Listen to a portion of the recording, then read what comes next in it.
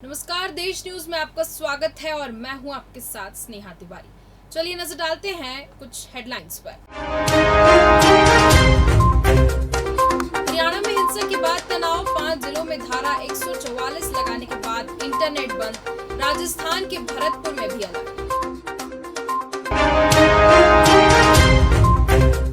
3 अगस्त को भोपाल आएंगी राष्ट्रपति द्रौपदी मुर्मू। उत्कर्ष और उन्मेष उत्सव का करेंगे शुभारंभ। देश भर से जुटेंगे कलाकार।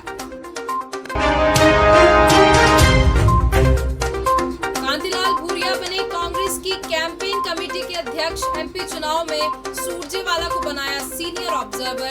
कमलनाथ बने चुनावी और भोपाल वंदे भारत को झांसी तक मिल सकता है एक्सटेंशन। किराए में कमी से पहले 2 महीने होगा आकलन और 50% से कम ऑक्यूपेशन। नर्सिंग कॉलेज घोटाला से हाईकोर्ट नाराज। कोर्ट ने कहा ऐसा ही रहा तो सीबीआई को सौंपेंगे पूरे मामले की जांच।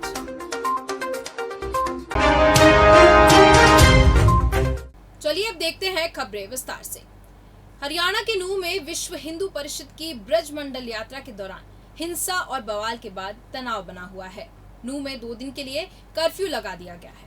हालत पर काबू पाने के लिए पूरे इलाके में पैरामिलिट्री की 13 कंपनियां तैनात की गई हैं। उधर नूंह से सटे राजस्थान के भरतपुर में भी अलर्ट जारी कर दिया गया है। साथ ही यहाँ के 4 इलाकों में इंटरनेट बंद किया गया है। द्रौपदी मुर्मू 3 अगस्त को भोपाल आएंगी। वे यहाँ भारत की लोक और जनजातीय अभिव्यक्तियों के राष्ट्रीय उत्सव उत्कर्ष और उन्मेष का शुभारंभ करेंगी।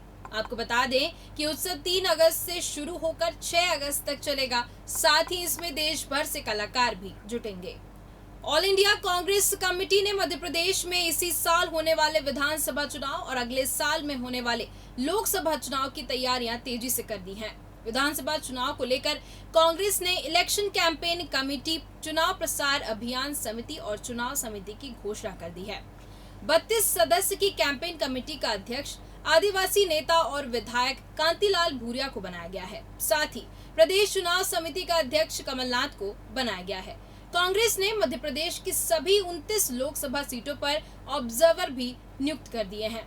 एमपी में विधानसभा चुनाव के लिए राज्यसभा सांसद रणदीप सिंह सुरजेवाला को सीनियर ऑब्जर्वर बनाया है।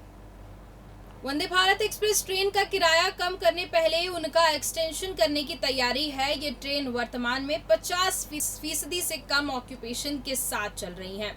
सूत्रों के मुताबिक इंदौर से भोपाल वंदे भारत एक्सप्रेस को झांसी तक एक्सटेंशन दिया जा सकता है। वहीं रानी कमलापति रेलवे स्टेशन में जबलपुर के बीच चल रही वंदे भारत को फिलहाल सतना होकर रीवा तक चलाकर देखा जाएगा। एक्सटेंशन के बाद करीब 2 महीने तक रेलवे यात्री संख्या और घाटे का आकलन करेगा। उसके बाद ट्रेनें घाटे में चल रही हैं तो किराए में कमी की जा सकती है।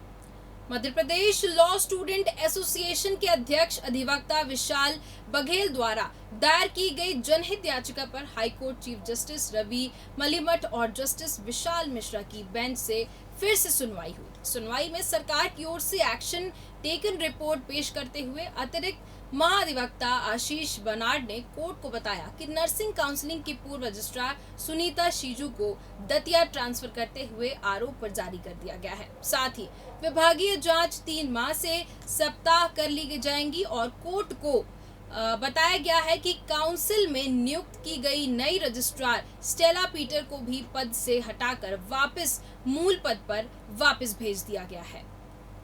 नरेंद्र मोदी पुणे के दौरे पर आए हुए हैं। वह सुबह 11 बजे पहुंचे और सबसे पहले दगड़ूशेठ मंदिर जाकर पूजा अर्चना की। इसके बाद वह एसपी कॉलेज मैदान के एक कार्यक्रम में शामिल होंगे।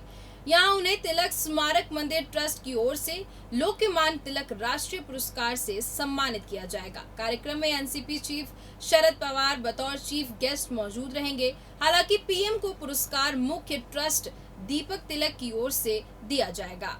राजस्थान के कोटा बैराज से पानी छोड़े जाने पर चंबल नदी का जलस्तर बढ़ने लगा है। मुरैना में नदी का जलस्तर 123 मीटर पहुंच गया है। राजस्थान के कोटा बैराज से बैराज के 7 गेट खोलकर लगभग 9,560 क्यूसेक पानी को छोड़ दिया गया है।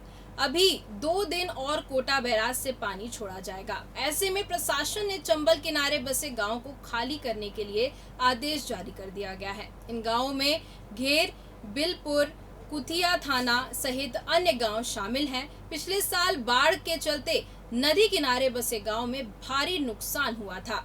नदी का जलस्तर खतरे के निशान से ऊपर पहुंच गया था। बेतिया में एक व्यक्ति की गला काटकर हत्या कर दी गई थी। इस मामले में आक्रोशित ग्रामीणों ने 6 पुलिसकर्मियों को बंधक बना लिया था। साथ ही ग्रामीण सड़क जाम करते हुए लगातार विरोध प्रदर्शन कर रहे हैं। बता दें कि इस घटना के बाद पुलिस ने मृतक की पत्नी और एक युवक को गिरफ्तार किया था। आइए आपको बताते हैं कि क्या था पूरा मामला। सोमवार को विकास अस्पताल से पत्नी के साथ घर वापस आ रहा था। इस दौरान उसकी पत्नी घर पहुंची और ग्रामीणों से कहा कि विकास की सिसवा फॉल गांव के पास सड़क दुर्घटना में मौत हो गई है। इस पर जब ग्रामीणों ने घटना वाली जगह पर जाकर विकास को देखा तो उसके गले को किसी धारदार हथियार से काटा गया था। साथ ही बाइक पर खून के धब्बे दिखे। इसकी सूचना शिकारपुर पुलिस को दी। इस मामले पर हत्या का आरोप लगाते हुए ग्रामीणों ने वहां मौजूद एक युवक और विकास की पत्नी को पकड़ लिया और बंधक बना लिया। घटना की सूचना पर थानाध्यक्ष रामेश्वर यादव दल बल के साथ घटनास्थल पहुंचे और बंधक बने युवक को ग्रामीणों के चंगुल से मुक्त कराया। इसी बीच ग्रामीणों ने मृतक के शव को पोस्टमार्टम के लिए लेने पहुंचे एसआई आशीष कुमार को बंधक बना लिया है। पटना के बिहटा थाना क्षेत्र के अमरा गांव के पीएनबी बैंक के पास एक तेज रफ्तार वाहन ने सड़क पार कर रहे एक युवक को कुचल दिया, जिसके बाद ग्रामीणों ने युवक को निजी अस्पताल में भर्ती करवाया, जहां इलाज के दौरान युवक ने दम तोड़ दिया। युवक की पहचान दयानंद राय के रूप में हुई है। घटना की सूचना पर पुलिस ने शव को अपने कब्जे में लेकर शव को पोस्टमार्टम के लिए अस्पताल भेज दिया। फिलहाल पुलिस मामले की जांच कर रही है। गाजियाबाद के इंदिरापुरम इलाके में देर रात एक हॉस्पिटल के बाहर हिस्से में आग लग गई। धुआं भरने की वजह से करीब 10 मरीजों को सुरक्षित रेस्क्यू किया गया। फायर फाइटर्स ने समय रहते हुए आग पर काबू पाया और इसमें कोई जनहानि नहीं हुई है। आपको बता दें कि अस्पताल में आईसीयू और जनरल वार्ड से कुल 10 मरीज थे, जिन्हें सुरक्षित निकालकर दूसरे अस्पतालों में भर्ती कराया गया। इसके अलावा डॉक्टर और स्टाफ पहले ही सुरक्षित निकल गए थे। माना जा रहा है कि बिजली के पैनल में शॉर्ट सर्किट होने से यह आग लगी थी।